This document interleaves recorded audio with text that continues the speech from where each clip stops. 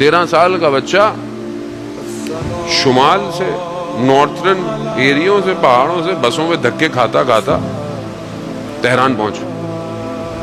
اس زمانے میں جو پریزیڈنٹ تھے آیت اللہ خامنہئی جو رہبر ہیں یہ اس ٹائم پریزیڈنٹ تھے.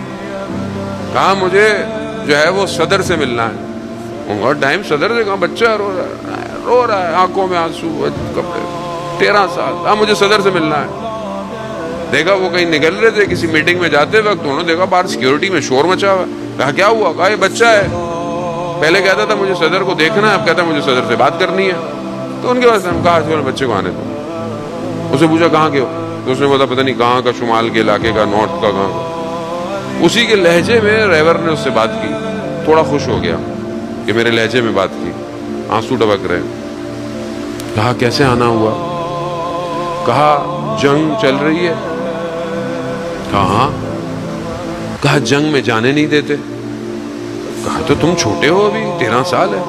کہا نہیں مجلسوں میں تو آپ کہتے ہیں کہ 13 سال کا بچہ تھا موت اس کے لیے شہد سے زیادہ میٹھی تھی اور جب ہم جانے دیتے ہیں تو آپ کہتے ہو بچے ہو.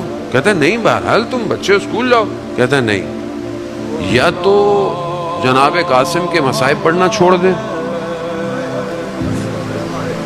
یا پھر جنگ میں جانے دیں. کہتے ہیں اسی وقت لکھا کہ اس کو جانے دو. یہ کیا ہے؟ یہ عشق ہے, یہ حسینیت ہے, یہ تیاری ہے. اسی سے تو خوف ہے دشمن کو. دشمن کو کس سے خوف ہے؟ حسینیت سے خوف ہے. کہا کہ ان کو جتنا مارو یہ اتنے پرواز کرتے ہیں.